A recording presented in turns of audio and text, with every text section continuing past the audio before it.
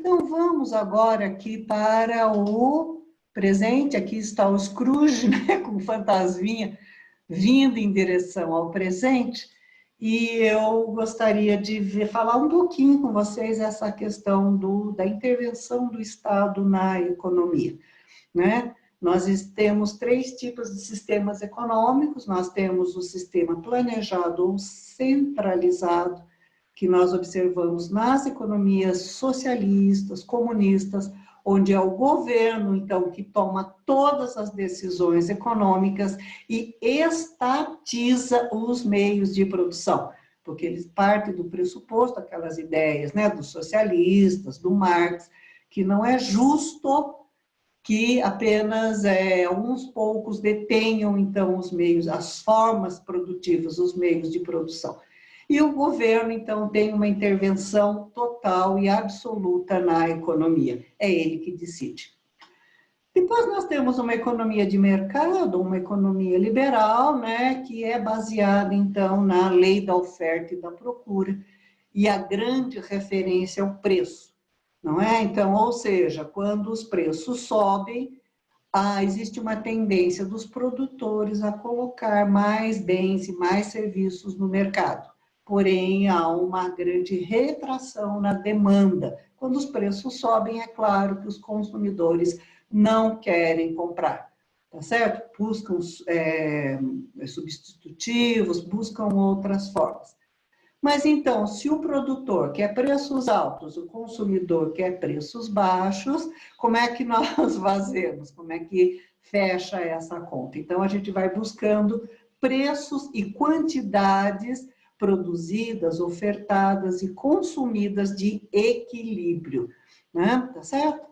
E nós temos aí o que prevalece na maioria dos países, inclusive uma economia mista, né? Ou seja, tem uma intervenção parcial do governo, não é? Que entra, então, regulamentando as questões econômicas até para evitar crises, como nós vimos em 1929 e mais recentemente agora em 2008, tá certo?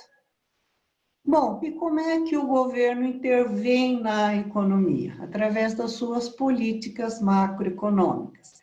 Eu vou falar só de três, muito rapidinho, e como elas afetam, né, a nossa vida.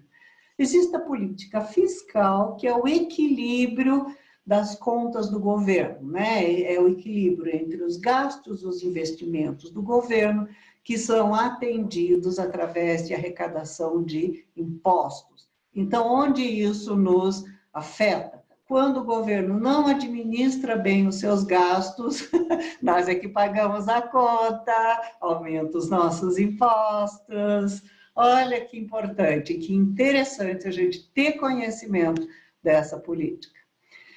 Existe uma outra política, que é a política monetária, que é o controle da liquidez do mercado, né? Porque a gente sabe que uma economia onde tem pouco dinheiro, ela estrangula, onde tem dinheiro demais, ela gera inflação. Então, existe uma série de medidas para buscar esse ponto ideal de circulação de moeda, de liquidez, então, no mercado. Tá certo que os bancos geram muito mais moeda do que o próprio governo, sabemos disso, não é? Mas não faz mal, de qualquer forma, existem medidas, sim, para que haja esse equilíbrio, então, haja esse controle. Onde isso nos afeta? Né? Realmente na questão da inflação, eu acho que esse daí é o maior efeito que a gente sente diretamente. E também políticas, né? Políticas creditícias, por exemplo, às vezes restringe, né, a concessão de crédito, aumenta a taxa de juros, né? Existem aí outros efeitos que a gente consegue sentir mais diretamente. E, por fim, a política cambial. Existem outras, tá, gente? Mas isso aqui são as principais, que é o equilíbrio da balança de pagamentos, né? O equilíbrio entre importação e exportação e também das taxas de câmbio.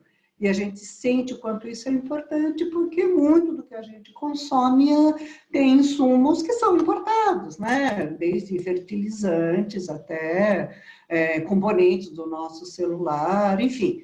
né? E a gente sabe também o quanto essa questão da taxa de câmbios interfere na questão da taxa de juros. Então, são algumas coisas que a gente consegue sentir meio que na pele toda vez que há, então, a prática, a aplicação dessas políticas macroeconômicas.